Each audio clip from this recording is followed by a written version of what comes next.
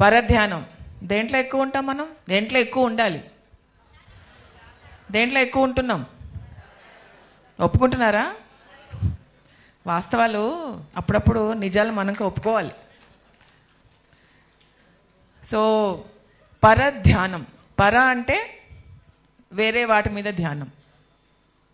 పర అంటే పరులు అంటాం కదా, పర అంటే వేరే వాటి మీద ధ్యానం. ఇంకొక మీనింగ్ ఏంటంటే పర అనేది అనవసరం. ఓకే, పర అంటే అనవసరం. అనవసరమైన వాటి మీద ధ్యానం పెడితే అది పరధ్యానం. ఇప్పుడు ఆయన ఎగ్జాంపుల్ ఇచ్చారు. రోడ్డు మీద వెళ్తుంటాం, చాలా మంది మనం కూడా చేస్తుంటాం. రోడ్డు మీద వెళ్తున్నప్పుడు మొబైల్ చూసుకుంటూ వెళ్తాం.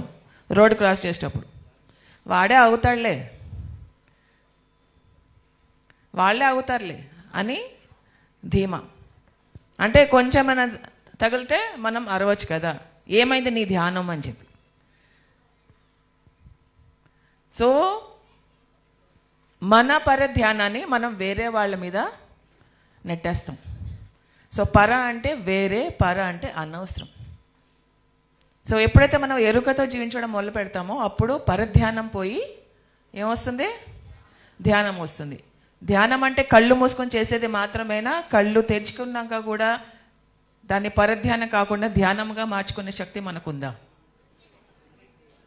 ఉంది. మనం దాన్ని ఎంతవరకు ఉపయోగించుకుంటున్నాం? ఆ శక్తిని ఎంతవరకు మనము పర అంటే అనవసరమైన దాని మీద దృష్టి పెడుతున్నాము, అనవసరమైన మాటలు మాట్లాడుతున్నాము, అనవసరమైన ఆలోచనలు చేస్తున్నాము, అనవసరమైన దానిపైన దృష్టి పెడుతున్నాము. అనవసరం. ఇక్కడ మనం వింటున్నాం, బాగుంది, ఒప్పుకుంటున్నాం, వాస్తవాన్ని ఒప్పుకుంటున్నాం. ఇక్కడి నుంచి జరిగిన తర్వాత మనం ధ్యానంలోనే ఉంటున్నామా, పరధ్యానంలోనే ఉంటున్నామా? ఇక్కడి నుంచి వెళ్ళిన తర్వాత మళ్ళీ బ్రేక్ఫాస్ట్కి వెళ్తాం కదా, ఇంటికి వెళ్తాం కదా, అటు ఇటు తిరుగుతాం కదా, మనం ధ్యానంలో తిరుగుతున్నామా, పరధ్యానంలో తిరుగుతున్నామా? మరి ఎంతవరకు మన ధ్యానంని మనం పెట్టుకోవాలి పరధ్యానంలో లేకుండా? చెప్పండి. సో ఎప్పుడైతే మీరు పరధ్యానంలో వెళ్తున్నాను మీకు అనిపిస్తుందో అప్పుడప్పుడు వెంటనే మళ్ళీ మీరు శ్వాసని గమనిస్తూ ఉండండి. అప్పుడు మీరు ఈ మూమెంట్లోకి వచ్చేస్తారు. అప్పుడు మీరు అనవసరమైన దాన్ని వదిలేసి అవసరమైన దాన్ని పట్టుకుంటారు. వెంటనే మీ శ్వాస మీదకి వచ్చేసేయండి. అది ధ్యానం అంటే. వెంటనే మళ్ళీ మీ శ్వాస మీద గమనించండి, శ్వాసని గమనించండి.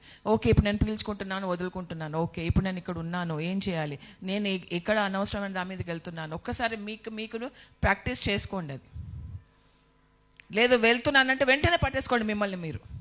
ఎక్కువ టైం వేస్ట్ చేయకండి. అలా వెళ్తుంటే వెళ్ళిపోతూ ఉండకండి. ఏం చేయాలి? వెంటనే పట్టేసుకొని మిమ్మల్ని మీరు గమనించుకోవాలి. ఒక చిన్న పిల్లోడు ఇక్కడి నుంచి దాటుకుంటూ వెళ్తుంటే అలా పోతుంటే ఏం చేస్తారు మీరు? వెంటనే పట్టేసుకుంటారు. లేకపోతే ఏమవుతుంది? పడిపోతారు. సో అలా మనము ఆ పడిపోవడం అనేది అలవాటు చేయకుండా వెంటనే మనని మనం పట్టేసుకోవాలి. పట్టేసుకుని మనని మనం మాస్టర్ చేసుకునే విధంగా మనని మనం తయారు చేసుకుంటుంటే సరిపోతుంది. సో ధ్యానం నుంచి పరధ్యానంకి వెళ్దామా, పరధ్యానం నుంచి ధ్యానంకి వద్దామా? మరి ఏం చేద్దాం? దానికి శ్వాసని గమనిస్తూ ఉండాలి. శ్వాసను ఎప్పుడైతే నువ్వు గమనిస్తావో అప్పుడు ఈ మూమెంట్లోకి, ఈ క్షణంలోకి నువ్వు వచ్చేస్తావు. ఆ క్షణంలోకి వచ్చినప్పుడు అప్పుడు నీకు ఎరుకలో వస్తావు. ఆ ఎరుకలో వచ్చినప్పుడు ఏది అవసరమో, ఏది మాట్లాడాలో, ఏది ఆలోచించాలో, నువ్వు ఎక్కడున్నావో, ఏం చేస్తున్నావో నువ్వు నీకు రిటర్న్ అవుతావు. నువ్వు నీలోకి వాపస్ వస్తావు. అప్పుడు పరధ్యానం అంతం అవుతుంది. ఇది ఒక చిన్న ప్రాక్టీస్, మీరు దయచేసి చేయండి. శ్వాస అనేది ఓన్లీ ధ్యానంలోనే కాదు, బయటికి వచ్చిన తర్వాత మీ శ్వాస మీకు చాలా చాలా చాలా సహకరిస్తుంది. మళ్ళీ మీ శ్వాస మీదకి వచ్చేసేయండి. ఓకే, ఇవాళ బుద్ధ పౌర్ణిమ కదా, అవునా?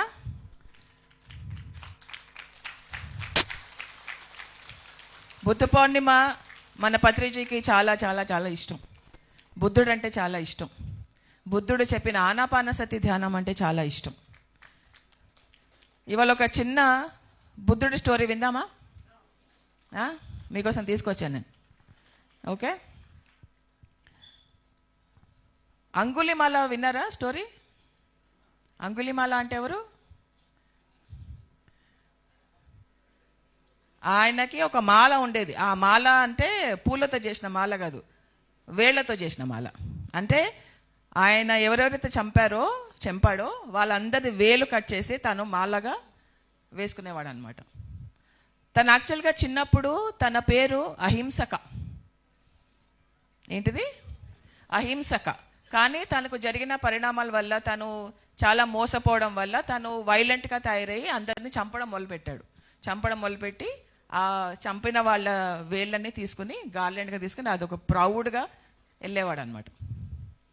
సో 999 మందిని చంపేసి ఆ 999 వేళ్ళని వేసుకుని తిరుగుతూ ఉన్నాడు అనమాట. ఆయన టార్గెట్ ఏంటి? 1000 కంప్లీట్ చేయాలి అని.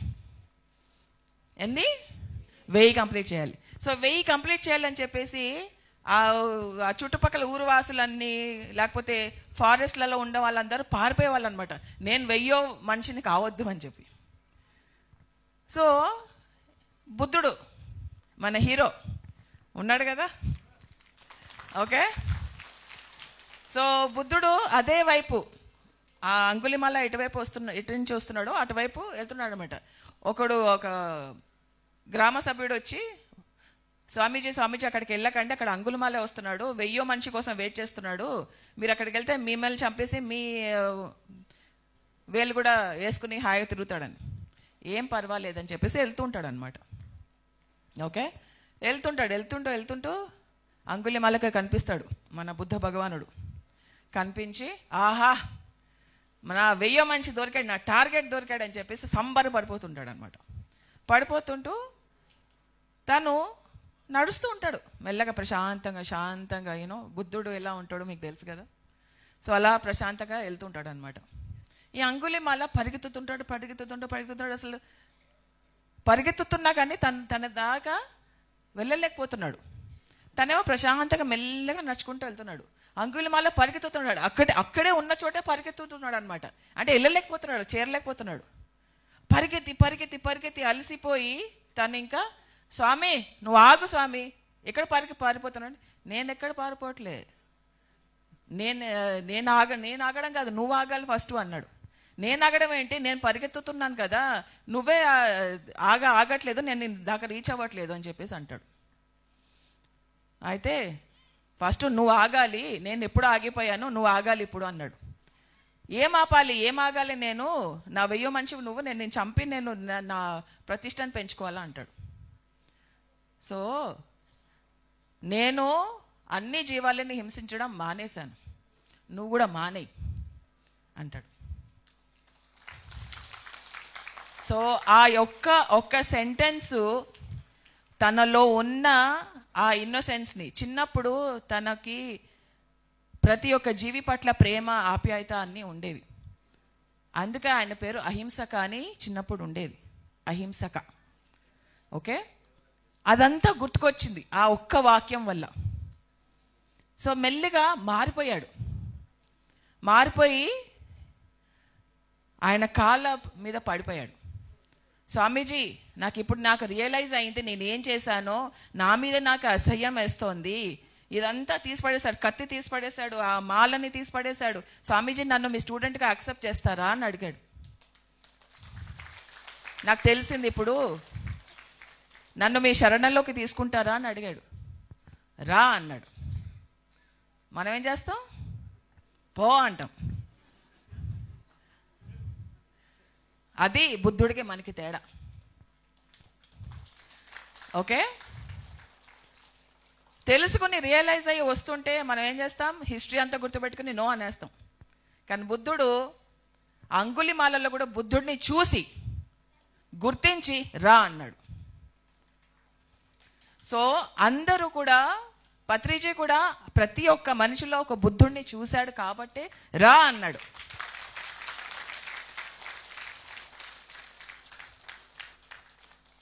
సో అప్పుడు అంగుళిమాల తన మొనాస్ట్రీలో జాయిన్ అయిపోయి బుద్ధుడి ప్రబోధాలన్నీ నేర్చుకుంటూ ఉన్నాడనమాట. అప్పుడప్పుడు భిక్షాటన చేయాలి కదా బుద్ధిస్టులు. సో వాళ్ళ ఆ గ్రూప్ అంతా కలిసి ఒక్కొక్కసారి భిక్షాటనకి వెళ్ళేవారు అనమాట.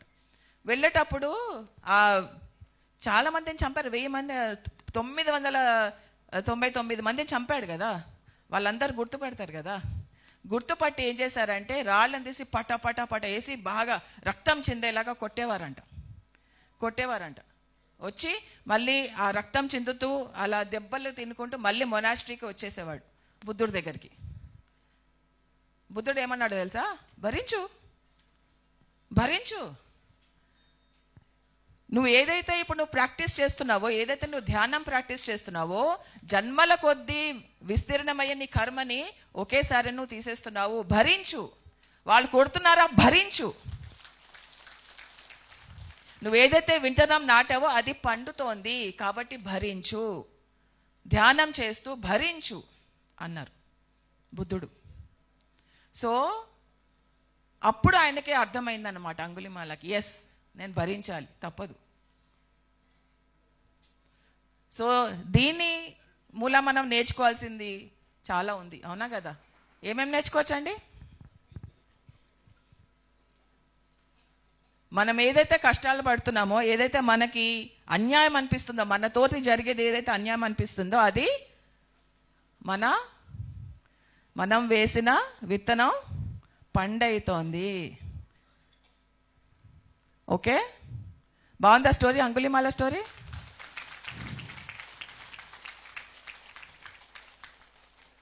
సో ఏదైనా కానీ మనకి ధైర్యంతో నడవాలి. మనకు సత్యం తెలిసినప్పుడు మన ధైర్యంతో నడవాలి. నడిచినప్పుడు మన ధైర్యాన్ని చూసి అందరికీ ధైర్యం వస్తుంది, ఆధ్యాత్మికత అనేది వస్తుంది, ధ్యానం అనేది మనకి ఇంకా చేరవేస్తాం. ఓకే, ఏది కూడా చేంజ్ కూడా మనకి తరతరాలు అక్కర్లే. చేంజ్ రావడానికి, ట్రాన్స్ఫర్మేషన్ రావడానికి ఒక సెంటెన్స్ చాలు. ఒక వాక్యం ఆయనను మార్చేసింది అంగుళిమాలని. అంత భయంకరమైన క్రూరమైన ఒక మనిషిని ఒక సెంటెన్స్ మార్చేసింది. ఆ సెంటెన్స్ మీ ద్వారా ఎంతో మందికి చేరాలి.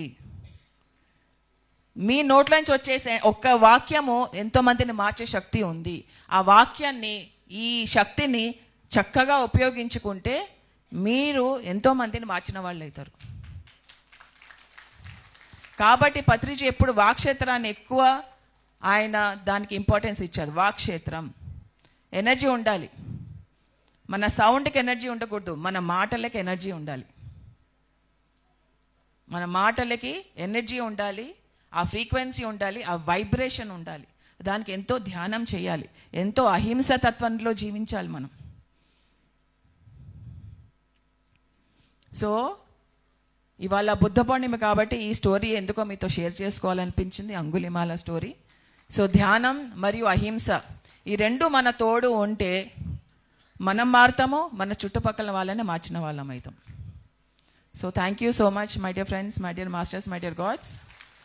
చక్కగా మన వాక్క్షేత్రాన్ని ఈ 3 రోజులు ఏదైతే ఉందో వాక్క్షేత్రాన్ని కరెక్ట్గా ఉపయోగించుకోండి. అనవసరమైన మాటలు, పరధ్యానంలో ఉండకండి, ధ్యానంలో ఉండండి. కళ్ళు మూసుకున్నా కళ్ళు తెరిచినా పరధ్యానాలు ఉండకుండా ధ్యానంలో ఉండండి. అనవసరమైన వాటిని చూడకండి, అనవసరమైన వాటిని వినకండి, అనవసరమైనవి మాట్లాడకండి, అనవసరమైనవి చెయ్యకండి. అనవసరం వద్దు, ధ్యానం కావాలి. Thank you.